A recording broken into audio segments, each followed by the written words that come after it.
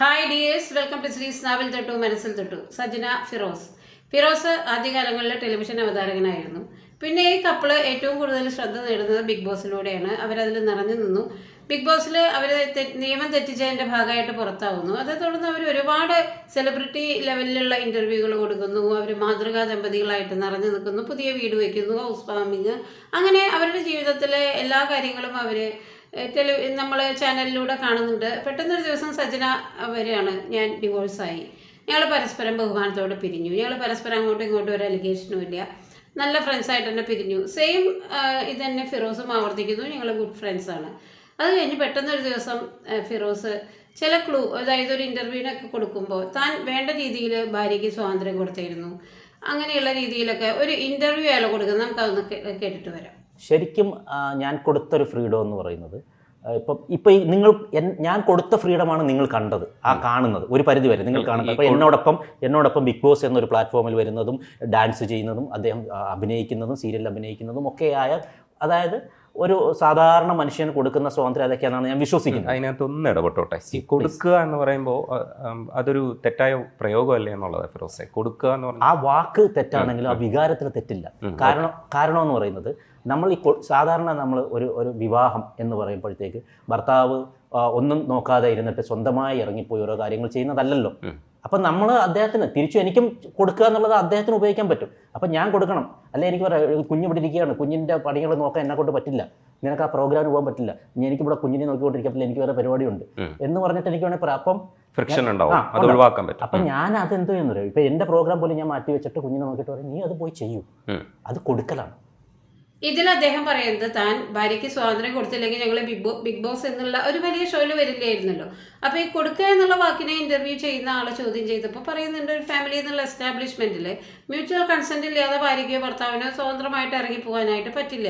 വീട്ടിൽ ഒരുപാട് കാര്യങ്ങളുണ്ടാവും. അതിൻ്റെ ഇടയിൽ നമ്മൾ പുറത്ത് പോകുമ്പോൾ അല്ലെങ്കിൽ നമ്മളൊരു ഷോയിൽ പങ്കെടുക്കാൻ പോകുമ്പോൾ നമ്മളൊരു റോള് അഭിനയിക്കാൻ പോകുമ്പോഴൊക്കെ ഫാമിലിയുടെ കൺസെൻറ്റ് വേണം, തിരിച്ച് അവർക്ക് എനിക്കും കൺസെൻറ്റ് തരണം എന്നുള്ള രീതിയിലൊക്കെ ന്യായീകരിക്കുന്നുണ്ട്. കൊടുക്കുക എന്നുള്ള വാക്കിനെ നമ്മൾ ഒട്ടും ന്യായീകരിക്കുന്നില്ല. ഒരാൾക്കും നമ്മൾ സ്വാതന്ത്ര്യം കൊടുക്കേണ്ട കാര്യമില്ല. പ്രത്യേകിച്ച് ഭാര്യ എന്നൊക്കെ പറയുമ്പോൾ അവർ വേറൊരു ഇൻഡിവിജ്വലാണ്. എങ്കിൽ പോലും അയാൾ പറഞ്ഞത് ഒരു 50% ശരിയാണ്. ഫാമിലി എന്നുള്ള എസ്റ്റാബ്ലിഷ്മെൻറ്റിൽ അതൊക്കെ ആവശ്യമാണ്. ഇനി അയാൾ ഞെട്ടിക്കുന്ന ഒരു വെളിപ്പെടുത്തൽ നടത്തലോടുകൂടിയാണ്, ശരിക്കും പറഞ്ഞാൽ ഇവരുടെ ഇടയിൽ ഒരു VIP വന്നതോടുകൂടിയാണ് ഇവരുടെ ദാമ്പത്യം തകർന്നത് എന്ന് ഒരു ഇൻ്റർവ്യൂവിൽ ഫിറോസ് ഖാൻ വെളിപ്പെടുത്തുന്നു. VIP ഒരു ഓസ്കാർ അവാർഡ് വിന്നറാണ്. അദ്ദേഹം ഇവരുടെ ഇടയിൽ ജീവിതം തകർക്കാനായിട്ട് ഒരു റോള് വഹിച്ചു എന്നുള്ള ഫിറോസ് ഖാൻ്റെ ആ ഒരു വെളിപ്പെടുത്തൽ. അതേ തുടർന്നാണ് സജന രംഗത്തേക്ക് വരുന്നത്. സജന പക്ഷേ ഈ ഫിറോസ് ഖാനെതിരെ വളരെ സീരിയസ് ആയിട്ടുള്ള അലിഗേഷൻ, 1-2 വീഡിയോ തുടക്കത്തിൽ അവർ പറയുന്നത് ഇതൊന്നുമല്ല, ഞാൻ ഒരുപാട് സഹിച്ചു, ഇയാളുടെ മുൻ ഭാര്യയും സഹിച്ചിട്ടുണ്ട്, അതിലുള്ള കുട്ടിയെ ഇയാൾ നോക്കിയിട്ടില്ല, അതുകൂടാതെ തന്നെ ഞാൻ ഒരുപാട് സഹിച്ചു എന്ന് പറഞ്ഞാൽ ഇവർക്ക് മുൻ വിവാഹത്തിൽ ഒരു മകളുണ്ട്. അപ്പോൾ വിവാഹം ഇവർ ന്യൂലി കപ്പിളായ ഒരു സമയത്ത് ഒരിക്കലും ആ മകളെ കാണാൻ പോവാനോ ആ പെണ്ണ് എന്നുള്ള രീതിയിലാണ് ഇയാൾ ആ സജനയുടെ മുൻ വിവാഹത്തിലെ മകളെ പറഞ്ഞിരുന്നത്. അപ്പോൾ ആ മകളോട് കടുത്ത അവഗണന, ഒരു രണ്ടാനച്ഛൻ എങ്ങനെയാണോ പെരുമാറുന്നത് അതിൻ്റെ ക്രൂരമായിട്ടുള്ള അവസ്ഥയിൽ അയാൾ പെരുമാറി. അതുകൂടാതെ ഇവർ പറയുന്നുണ്ട് ഒരുപാട് അടിച്ചിട്ടുണ്ട്, ജീവിക്കാനായിട്ട് യാതൊരു വക സമാധാനവും തന്നിട്ടില്ല. അങ്ങനെ കലുഷിതമായിട്ടുള്ളൊരു ദാമ്പത്യം, പുറമേ വളരെ ശാന്തമായിട്ടുള്ള പുഴ പോലെ ഒഴുകിയാലും ഇവരുടെ ദാമ്പത്യം കലുഷിതമായിരുന്നു എന്നുള്ള ഒരു വെളിപ്പെടുത്തലുമായി സജന വന്നു.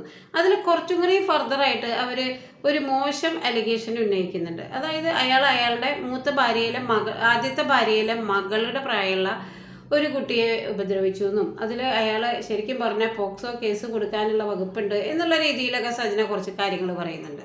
അത് നമുക്കത് കേട്ടിട്ട് വരാം. പക്ഷെ അതൊരു മൈനർ കേസാണ്. ഒരു 17 വയസ്സ് സ്വന്തം മകളുടെ പ്രായമുള്ള ഒരു കുഞ്ഞിനെ ഒരു ഹോട്ടലിൽ കൊണ്ട് ഇവൻ കൊണ്ട് ഉപയോഗിച്ചിട്ടുണ്ട്. ആ കുഞ്ഞിനെ പ്രേമമെന്ന് പറഞ്ഞ് നടിച്ചിട്ട് ആ കുഞ്ഞിനെ ഭയങ്കരമായിട്ട് ആ കൊച്ചു കുറേ ഗിഫ്റ്റുകൾ കൊടുത്തിട്ടുണ്ട്. അതിന്റെ പേരോ ഡീറ്റെയിലോ ഒന്നും ഞാൻ ഇവിടെ പറയുന്നില്ല, അതൊരു മൈനറാണ്. അത് എൻ്റെ അടുത്ത് റിക്വസ്റ്റ് ചെയ്യാണ്, എൻ്റെ പേരിൽ ഒരിക്കലും എൻ്റെ പേര് ഇതിനകത്ത് എടുത്തിടല്ലേ, എൻ്റെ പേരിനകത്ത് എനിക്ക് കല്യാണം കഴിക്കാനുള്ളതായി എനിക്ക് തെറ്റ് പറ്റിപ്പോയതാ ഒരിക്കലും ഞാൻ ആ കുഞ്ഞിനെ എൻ്റെ മകളെ പോലെ, അല്ലെങ്കിൽ ഫിറോസിന്റെ മകളെ ഞാൻ ഒരു മകളെ പോലെ, എൻ്റെ മകളെ പോലെ ഞാൻ കാണുവാണ്. ആ കുഞ്ഞിന്റെ പ്രായമുള്ള ഒരു കുഞ്ഞ് എൻ്റെ അടുത്ത് റിക്വസ്റ്റ് ചെയ്യാണ്, അതുകൊണ്ട് ഞാൻ അത് എടുത്തില്ല. പക്ഷെ ലീഗലി ഞാൻ മൂവ് ചെയ്യുന്നുണ്ട്, ആ കുഞ്ഞിന്റെ പേര് വെളിയിൽ വരാതെ ഈ ഒരു കാര്യം ഞാനതൊരു ഇതിനകത്ത് റിപ്പോർട്ട് ചെയ്തിട്ടുണ്ട്. ആ കുഞ്ഞിന്റെ കാര്യം തിരക്കി കണ്ട് ഇവനെ ലീഗലി ഇവന്റെ വെളിയിൽ ഒരു മൈനർ കേസിനെ ഈ കുഞ്ഞിനെ പീഡിപ്പിച്ച കാര്യം വെളിയിൽ വരണം. ഇനി എനിക്ക് നാണക്കേടും എനിക്കും എന്റെ കുഞ്ഞിനെ നാണക്കേടും നോക്കിയിട്ട് കാര്യമില്ല. അതും ഞാൻ ലീഗലി കൊടുത്തിട്ടുണ്ട്. അത് മൂവ് ചെയ്യട്ടെ, അത് സത്യാവസ്ഥ എന്താണെന്ന് ഈ ലോകം അറിയട്ടെ, ഇവന്റെ തെണ്ടിത്തരം വെളിയിൽ അറിയണം. അതുപോലെ തന്നെ ഒരു ബിഗ് ബോസ് കണ്ടസ്റ്റന്റ് ഇവന്റെ കൂടെ ബാംഗ്ലൂര് ഇവൻ കഞ്ചാവ് അടിച്ച് നടന്ന് ആ പെൺകുട്ടിയും കൂടെ കഞ്ചാവ് അടിച്ച് ഇവൻ ഭയങ്കര ആർമാദിച്ച് അങ്ങനെ ഭയങ്കര രീതിയിൽ ഒരു ഹോട്ടൽ റൂം എടുത്ത് അവള് യൂസ് ചെയ്തൊരു കാര്യമുണ്ട്. ഞാൻ ആ പുള്ളിക്കാരിക്ക് മെസ്സേജ് അയച്ചിട്ടുണ്ട്.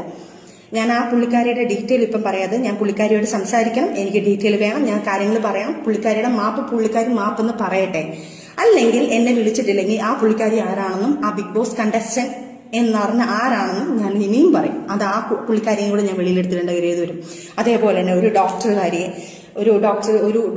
ആയുർവേദ ഡോക്ടറുകാരിയെ വിളിച്ചിട്ട് ഈ കൊച്ചിനെ ഇതേപോലെ മാരേജ് എന്നൊക്കെ പറഞ്ഞുകൊണ്ടാണ് ഇയാൾ ഇത് ചെയ്യുന്നത്. മാരേജ് ചെയ്യാം എന്നൊക്കെ പറഞ്ഞ് ഫിസിക്കൽ യൂസ് ചെയ്തതിന് ശേഷം അയാൾ തലയിലായെന്നറിയുമ്പം ഇയാൾ നൈസിന് അവരെയും തേച്ചു. അവരും മാനസികമായിട്ട് ഇപ്പം ദുബായിലെന്നാണ്ട. അത് കഴിഞ്ഞ് വേറൊരു പുള്ളിക്കാരി, അങ്ങനെ കുറെ. അതേപോലെ തന്നെ നിങ്ങൾക്കറിയാൻ പറഞ്ഞിട്ട് ഷിയാസിന്റെ ഒരു കേസിൽ ഒരു സംഭവം നടക്കുന്നുണ്ടായിരുന്നല്ലോ ഒരു പുള്ളിക്കാരിയുടെ.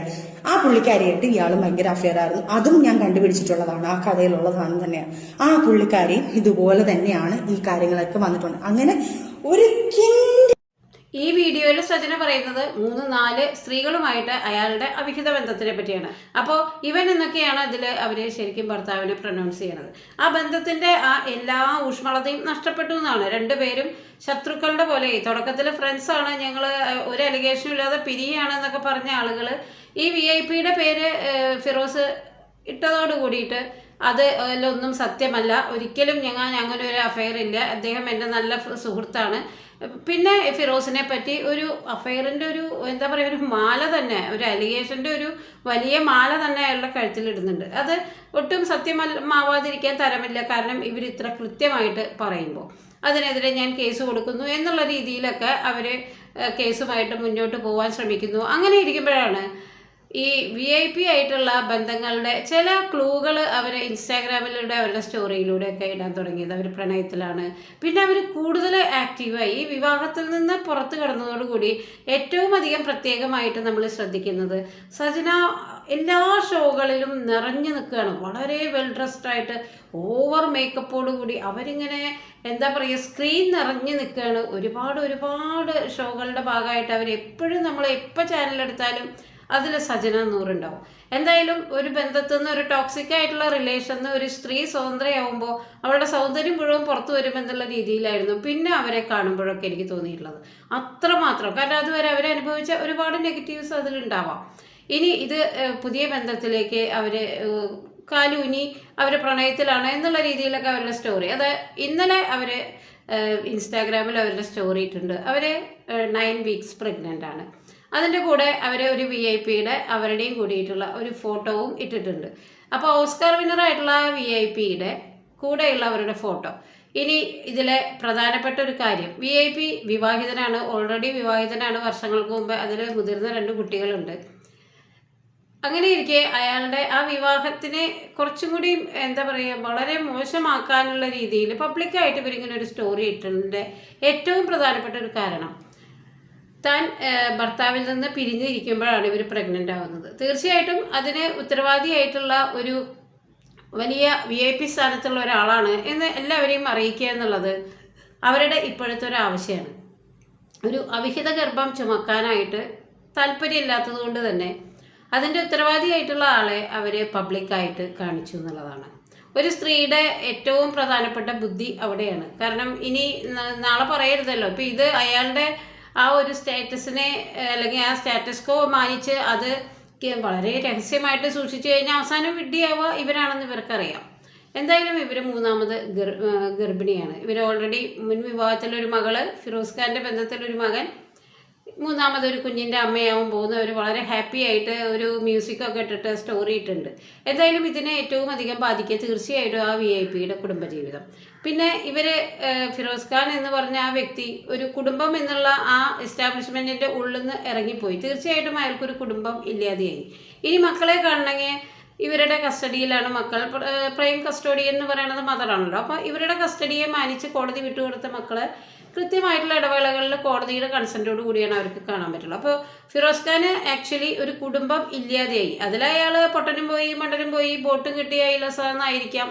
ആണുങ്ങളെ സംബന്ധിച്ചിടത്തോളം അതാണല്ലോ. ഇപ്പോൾ ഇതൊക്കെ ഒരു പ്രാരാബ്ദമാണ്. പെട്ടെന്ന് ഒരു ദിവസം ഇതൊക്കെ തലയിന്ന് ഒഴിഞ്ഞു പോയി ആശ്വാസം. അയാൾ പ്രോഗ്രാമൊക്കെ ആയിട്ട് നടക്കുന്നുണ്ട്. ഇനി അയാൾ വേറൊരു റിലേഷനിൽ പബ്ലിക്കായിട്ട് വേറൊരു വിവാഹം കഴിക്കാം. അതല്ലെങ്കിൽ ഇങ്ങനെ രഹസ്യമായിട്ട് ബന്ധങ്ങളുണ്ടാവും. അതൊക്കെ അയാളുടെ പേഴ്സണൽ ചോയ്സാണ്.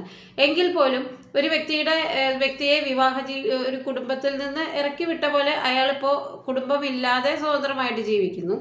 വേറൊരു വ്യക്തിയുടെ കുടുംബത്തിനെ ബാധിക്കുന്ന രീതിയിൽ ആ ബന്ധം അത് 9 വീക്സ് പ്രഗ്നൻ്റ് എന്നുള്ള ഒരു അറിയിപ്പോടുകൂടി തീർച്ചയായിട്ടും ഒരു സ്ത്രീ ഇത് എന്തൊക്കെ അനുവദനീയമായെങ്കിലും വേറെ കമ്മ്യൂണിറ്റി ആയാലും മനസ്സെന്ന് പറഞ്ഞൊരു സാധനം ഉണ്ടല്ലോ ഏത് സ്ത്രീകൾക്കായാലും. പിന്നെ ഇതിലേറ്റവും ബലിയാടുകളാവുക ആ കുട്ടികൾ തന്നെയാണ്. ഇപ്പോൾ ആ മൂത്ത മകളെന്ന് പറയുന്നത് ഏകദേശം കൗമാരക്കാരിയാണ്.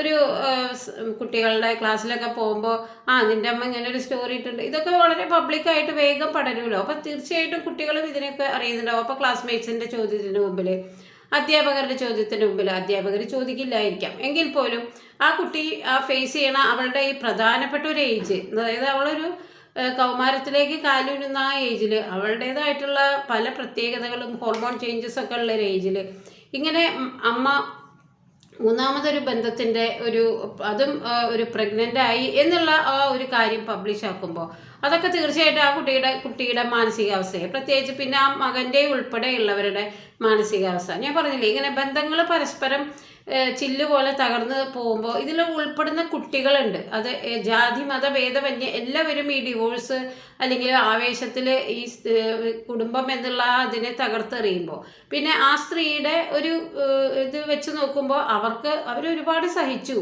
അവർ പറയുന്നത് അവർക്ക് അവരുടേതായിട്ടുള്ള ഇൻഡിവിജ്വൽ ലൈഫ് ഉണ്ടല്ലോ. അപ്പോൾ കുട്ടികൾക്ക് വേണ്ടി ത്യാഗം ചെയ്യാനായിട്ട് എല്ലാ സ്ത്രീകൾക്കും ഇഷ്ടമായി എന്ന് വരില്ല. അവരെ സംബന്ധിച്ചിടത്തോളം അവരുടെ നല്ല ഏജ്, വ്യക്തിപരമായിട്ടുള്ള സ്വാതന്ത്ര്യം, എനിക്ക് അങ്ങനെ ഒരു ടോക്സിക് ആയിട്ടുള്ള റിലേഷനിൽ കടിച്ചു തൂങ്ങാൻ ഇഷ്ടമല്ല. അതിപ്പോൾ പിള്ളേരെ പ്രതി അയാളുടെ നിന്ന് കുറേ ഇടിയും അയാളുടെ വൃത്തികേടുകളും അയാളുടെ അവിഹിതങ്ങളൊക്കെ കണ്ടില്ല എന്ന് നടിച്ചിട്ട് അടുക്കളയിൽ ഒതുങ്ങിക്കൂടി ബിരിയാണി വെച്ച് ഇരിക്കേണ്ട ഒരു കാര്യം അവർക്കില്ല. കാരണം അവരൊരു ആർട്ടിസ്റ്റാണ്, അവർക്ക് ഇൻകം സോഴ്സ് ഉണ്ട്, അവർ ഷോകളിലൊക്കെ പോയി കഴിഞ്ഞാൽ അവർക്ക് വരുമാനമുണ്ട്.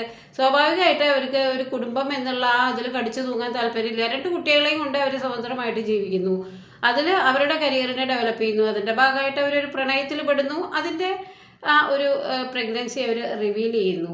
പക്ഷേ എന്തൊക്കെ പറഞ്ഞാലും ഈ VIP-ക്ക് ഒരു ഭാര്യ, കുട്ടികൾ ഒക്കെ ഉണ്ട്. VIP-യുടെ ഭാര്യ ആയതുകൊണ്ട് അവരുടെ മനസ്സ് കല്ല് പോലെയൊന്നും ആവില്ല. സ്വന്തം ഭർത്താവിന് ഇങ്ങനെ വേറൊരു അവിഹിതത്തിൽ ഒരു കുഞ്ഞുണ്ടാവാൻ പോകുന്നു എന്ന് പബ്ലിക്കായിട്ട് അറിയേണ്ടി വരുന്ന അവരുടെ മാനസികാവസ്ഥ എന്ന് പറഞ്ഞാൽ എല്ലാ സ്ത്രീകളുടെ പോലെ തന്നെയാണ്. അവരുടെ ഉള്ളിലും ഭയങ്കര വേദനയുണ്ടാവും.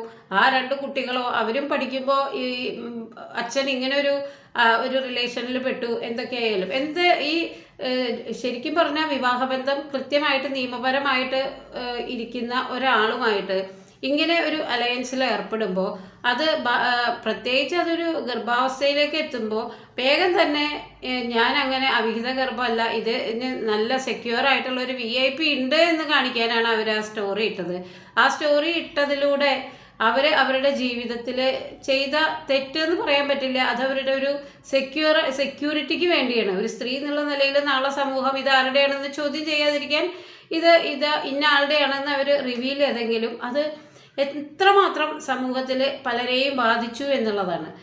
ഇത് സമൂഹത്തിന് കൊടുക്കുന്ന സന്ദേശം എന്നുള്ള രീതിയിലൊന്നും നമ്മൾ ചിന്തിക്കേണ്ട. പക്ഷെ അവർ തിരിഞ്ഞു നോക്കുമ്പോൾ നിസ്സഹായരായിട്ടുള്ളൊരു 4 കണ്ണുകൾ അവരുടെ കുടുംബത്തിലുണ്ട്. അതുപോലെ തന്നെ അയാളുടെ കുടുംബത്തിലേക്ക് തിരിഞ്ഞു നോക്കുമ്പോൾ അവിടെ നിസ്സഹായമായിട്ടുള്ള ഒരു 6 കണ്ണുകളുണ്ട്. പിന്നെ ആ ലേഡിയെ സംബന്ധിച്ചിടത്തോളം എനിക്ക് തോന്നുന്നു അവർ ഭയങ്കര എഡ്യൂക്കേറ്റഡ് ആണ്, അയാളുടെ മുൻ ഭാര്യ. അതുകൊണ്ട് തന്നെ അവർക്ക് എത്ര എഡ്യൂക്കേറ്റഡ് ആണ് എന്നൊക്കെ പറഞ്ഞാൽ ഒരു ഭാര്യ എന്നുള്ള ആ ഒരു പദവിയിൽ നിന്ന് ഇതൊക്കെ നോക്കി കാണുമ്പോൾ അവർ എത്രമാത്രം വേദനിക്കുമെന്ന് നമുക്ക് പറയാതെ തന്നെ അറിയാവുന്നതേ ഉള്ളൂ. എന്തായാലും എടുത്തുചാട്ടം എന്ന് പറയാൻ പറ്റില്ല. ആ സ്ത്രീയുടെ സ്വാതന്ത്ര്യമാണ്. അവർ നിലവിലുള്ള ആ ടോക്സിക് ആയിട്ടുള്ള ബന്ധത്തിൽ അടിയിടിയും കൊണ്ട് സഹിച്ച് അവിടെ തന്നെ നിൽക്കണം എന്ന് പറയില്ല. എങ്കിൽ പോലും ഇതൊക്കെ പബ്ലിക്കാക്കുമ്പോൾ ഉണ്ടാകാവുന്ന പല ജീവിതത്തിലെയും തകർച്ചകളെ മുൻകൂട്ടി കണ്ട് അതെങ്ങനെ അതിനെ ഫേസ് ചെയ്യണം എന്നുള്ള കാര്യം ഒന്നുകൂടി ചിന്തിച്ചിട്ട് ആവാമായിരുന്നു എന്നൊരു തോന്നലുണ്ട്. എല്ലാവർക്കും നന്മ വരട്ടെ. നന്ദി, നമസ്കാരം.